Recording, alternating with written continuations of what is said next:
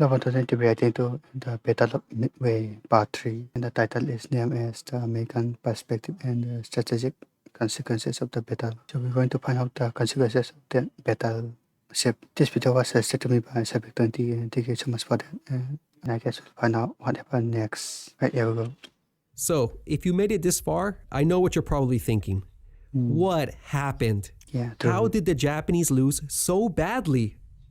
It seemed like everything had been going fairly well for them at the start of the battle, even defeating all the airstrikes Midway had thrown at them. But then suddenly, and seemingly out of nowhere, the American carriers appeared. Then the dilemma began, followed by all the fatal complications it entailed, and it all ultimately led to the disaster at 10/22. To see how Nagumo got into this mess, we will have to view the battle again, but this time from the American point of view. That's nice. So, the reason the Americans were able to get the drop on the Japanese was that they knew that the Japanese were coming the whole time, and this was thanks to their radio intelligence. By May, the Americans better radio frequency had partially broken the Japanese naval code and had deciphered enough of the radio messages that they were able to get an accurate idea of when and where the Japanese would appear. So, Admiral Nimitz, commander of the Pacific Fleet, decided to set up an ambush on the approaching Japanese fleet. Ambush. The plan was straightforward. His carriers would lie in wait northeast of Midway and launch a surprise counterblow against the Japanese flat tops while they were preoccupied with hitting Midway. Although simple, the plan was daring. For it to work, he needed to be in the right place at the right time. Thus, everything hinged on the accuracy of his intelligence. Also, Nimitz was well aware of the strength the Japanese were coming with. He knew he would be outnumbered in carriers. Yet, he was confident that as long as he retained the element of surprise, he would be able to fight the battle on favorable terms. Right. Task Force 16 with the Enterprise and Hornet left Pearl Harbor on May 28, followed by the damaged but hastily patched up Yorktown on the 30th. And by the time the Japanese submarine coordinate had appeared, the ships had already passed through. Thus, Nagumo's forewarning scheme had failed. Very smart. The two task forces rendezvoused on June 2nd. Collectively, the three carriers had 234 aircraft on board. Midway itself had 127 planes stationed on it.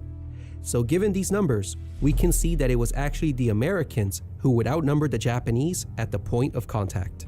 Damn. On June 3rd, a PBY flying boat spotted the Japanese transport force about 700 miles west of Midway.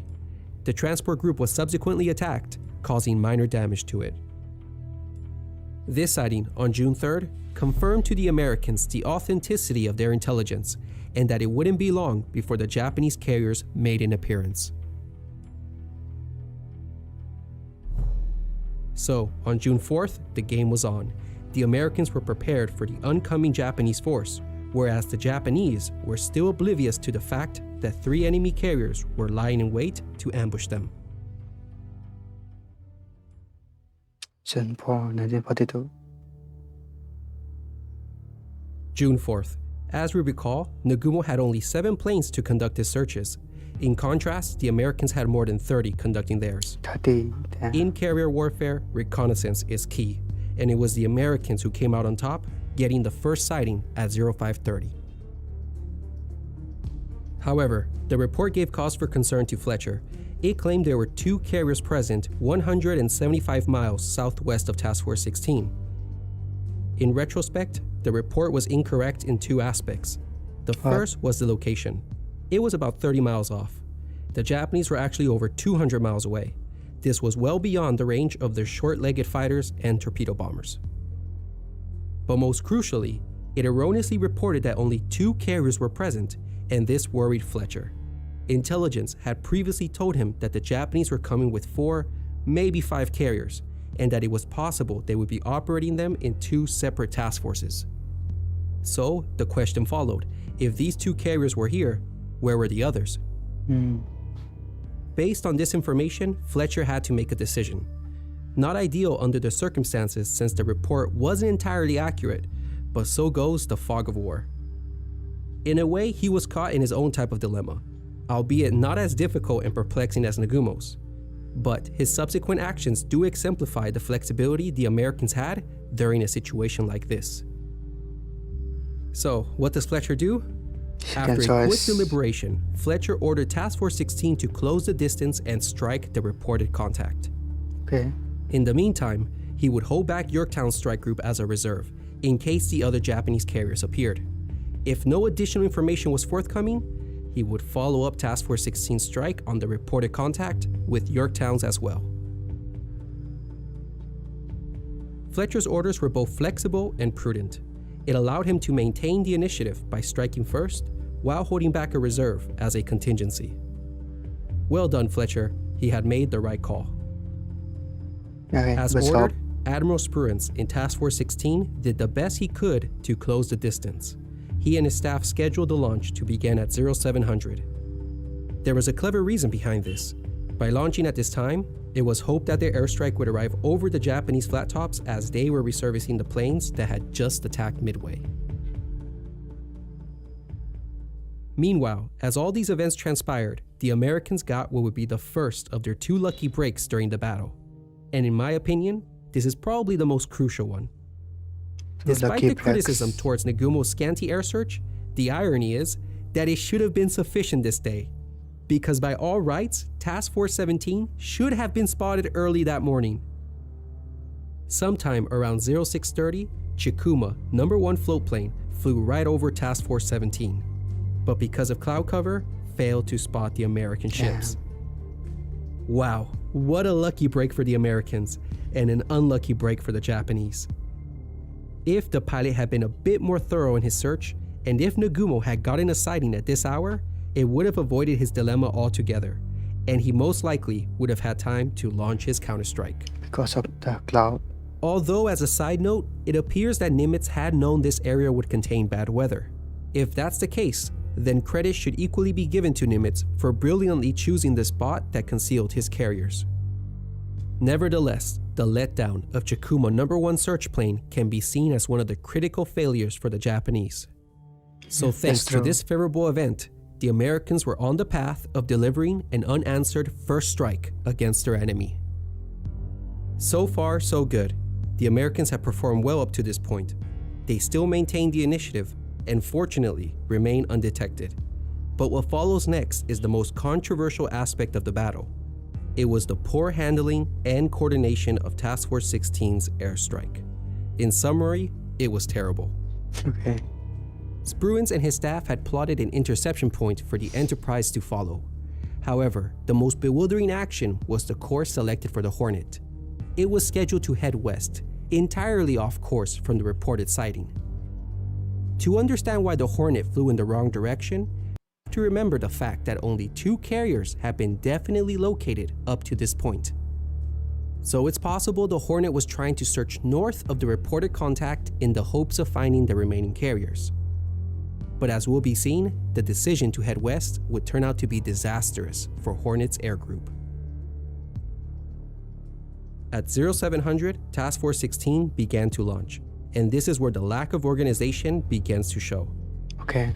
Whereas it took the Japanese 7 minutes to launch 108 aircraft, it took the Americans almost an hour to launch 116. Okay. As a result of the lengthy process, many of the attack squadrons proceeded individually and piecemeal to their target. The Hornet was the first to take off at 0746.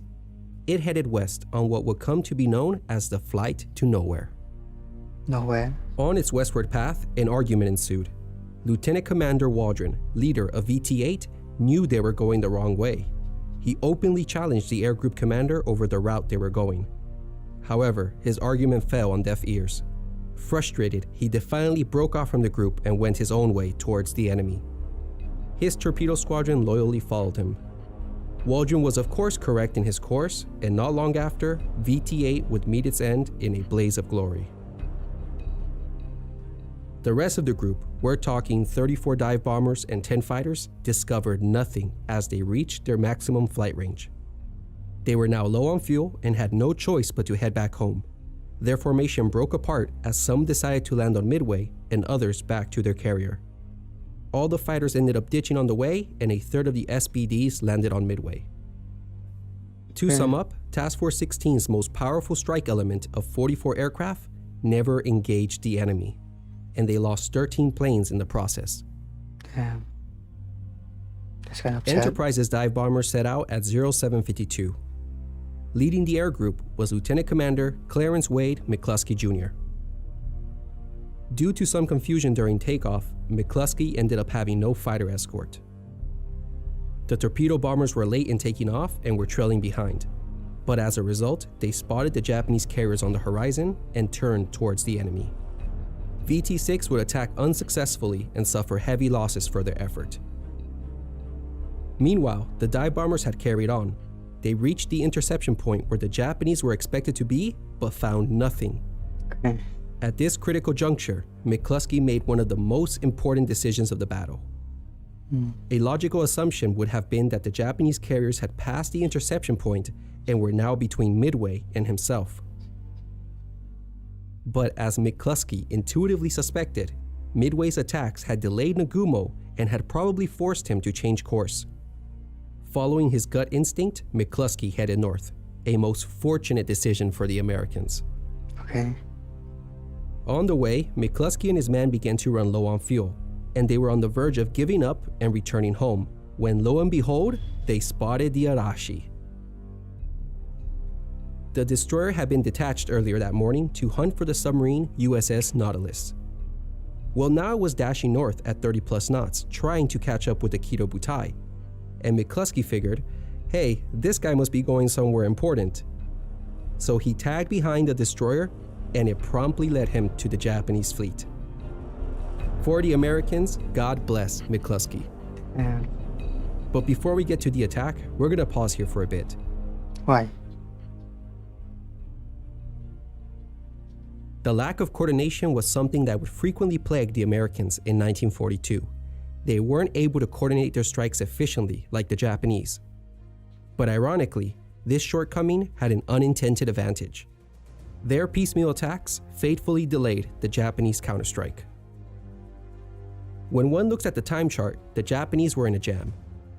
They needed breathing space, exactly 45 minutes of a breathing space to safely spot their aircraft and launch them. But the only time they had was between 0837 and 0910. But this was precisely when Tomonaga's air group needed to be recovered. Nagumo could have launched between 0910 and 1020, but this was prevented due to the continuous piecemeal attacks by VT-8 and VT-6. And this was VT-8's and VT-6's true contribution to the battle. They prevented the spotting of Nagumo's counterstrike. Thus, their sacrifice had not been in vain. The only carrier that had a successful coordinated launch was the Yorktown. After waiting for over 2 hours and not having received any additional information regarding the unlocated carriers, Fletcher decided it was time to strike at what he could get. He began launching his aircraft at 0830. The launching process went without a hitch and the proficient air group departed. It flew a straight path to the Japanese, with its torpedo bombers slightly ahead of the dive bombers. When it made contact, all the combat air patrol fighters were pulled down to this sector to fight off the torpedo assault as the dive bomber swung around unnoticed and approached from the north. And it was upon their arrival over the enemy carriers that by lucky happenstance, the Enterprise group also made their appearance. And it is here where we can see the second lucky break the Americans had. Because it was exactly at this moment when all the Zeros were bunched up in this sector that the Enterprise and Yorktown dive bombers, having been launched at different times and flown widely divergent courses to the enemy, converged in the fleet simultaneously and from two different directions. The timing had been exquisite and had been a pure product of chance, and it was this attack that finally broke Nagumo's back at 10:22. But if there was ever a time where the outcome rested on a knife's blade, it was at 10:26 when the Akagi was almost spared her fate. Now I'm going to dive into some alternate history, but hear me out. McCluskey, as great as a leader as he was, had recently transferred to his dive bombing post from fighter planes, so he wasn't as familiar with doctrine as the others. Doctrine stated that when two divisions of dive bombers arrived over multiple targets, the lead division should take the farther of the two. This would make the attacks happen simultaneously, oversaturating the defenses and thus likely to succeed. But McCluskey, by mistake, took his division on the Kaga, the nearer of the two. Thus, Kaga found herself at the end of a mega-sized attack of over 25 dive bombers. But this man, Lieutenant Bess, saw what was happening. Thanks to his quick thinking, he broke off with his two wingmen to attack the Akagi. And it was Bess's bomb hit that single-handedly knocked out the flagship of the Kido Butai. And it was for good reasons too, because the Akagi had the best torpedo squadron of the fleet. If she had survived, the counterstrike at 1210 would have been made with this deadly torpedo squadron alongside Hiryu's accurate dive bombers. No doubt, the Yorktown would have been taken out on that first strike. Accordingly, the second strike would not have been wasted on the same ship. That means that sometime after 1400, it would have been 2 versus 2, with Task Force 16 facing the second counterstrike. And at that point, it would have been a crapshoot. Who knows who would have won?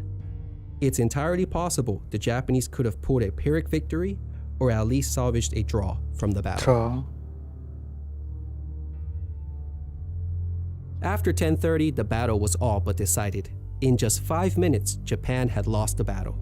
But as we saw, it had been a near-run thing. At the cost of a carrier and a destroyer, Nimitz had destroyed Japan's most capable carrier fleet. The importance of Midway.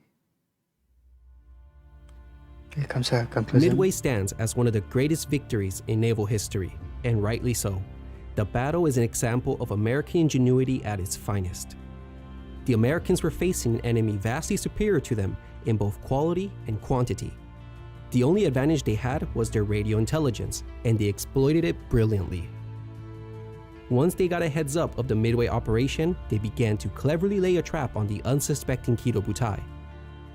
Despite the numerical odds, Nimitz had such great confidence in his intelligence and in the skills of his men that he believed it would offset any advantages the Japanese had. It must be acknowledged that it was bold of him to offer battle against such a powerful opponent. Granted, he was aided by the numerous mistakes the Japanese committed before and during the battle. Okay. But thanks to dogged determination, perseverance, good leadership, and yes, we must admit a great amount of luck, the Americans in return got a spectacular and well-earned victory.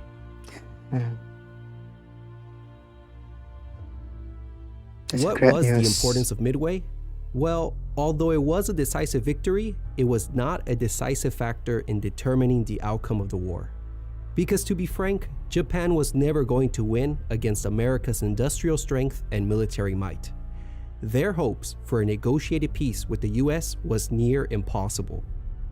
After their sneak attack at Pearl, the enraged and determined United States would have never accepted anything less than an unconditional surrender from them. This is why I share the belief, like many others, that Japan lost the war the moment those first bombs fell at Pearl Harbor. Hence, even if Japan had won at Midway, all it would have done would have been to buy it some time before the US replaced its losses and ultimately struck back. Given the disparity in strength, Japan's defeat was inevitable. So, the reason Midway is important is because it changed the course of the war. The first 6 months of the Pacific War were the dark days of World War II.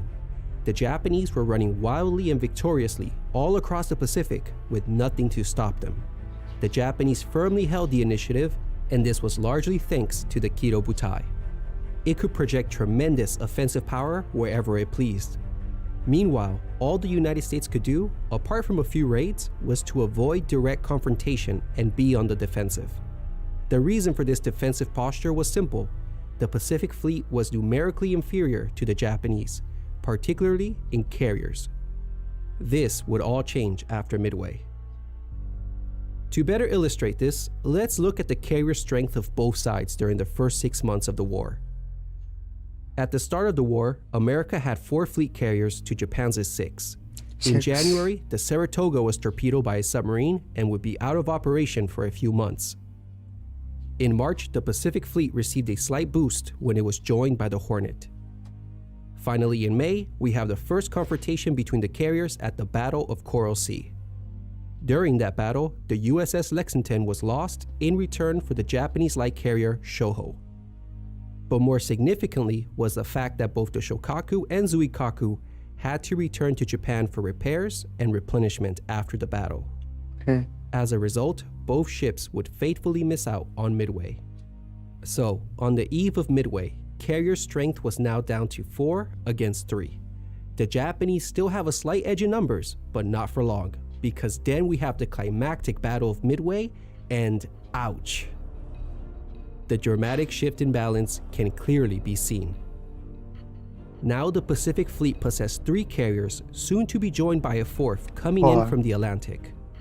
Japan, on the other hand, had only 2 fleet carriers and a couple of second-rate light carriers. Japan's mighty carrier force was no more. Now that it had been shattered, so too had its offensive capabilities. Evidence of this is the fact that they would never again significantly be on the strategic offensive for the remainder of the war. So to sum up, the significance of Midway was that by destroying the core of Japan's carrier force, Japan's expansion had been halted and the balance of naval power had been restored. For the Americans, this was great news. They had finally reached parity in carrier strength with their enemy. With morale and confidence at an all-time high, the Americans decided to react boldly to these favorable changes in circumstances. In August, just 2 months after Midway, the United States launched its first offensive in the Pacific War by landing its Marines on an obscured island called Guadalcanal. Guadalcanal. Oh, how the tables had turned. Now it was the Americans taking the offensive.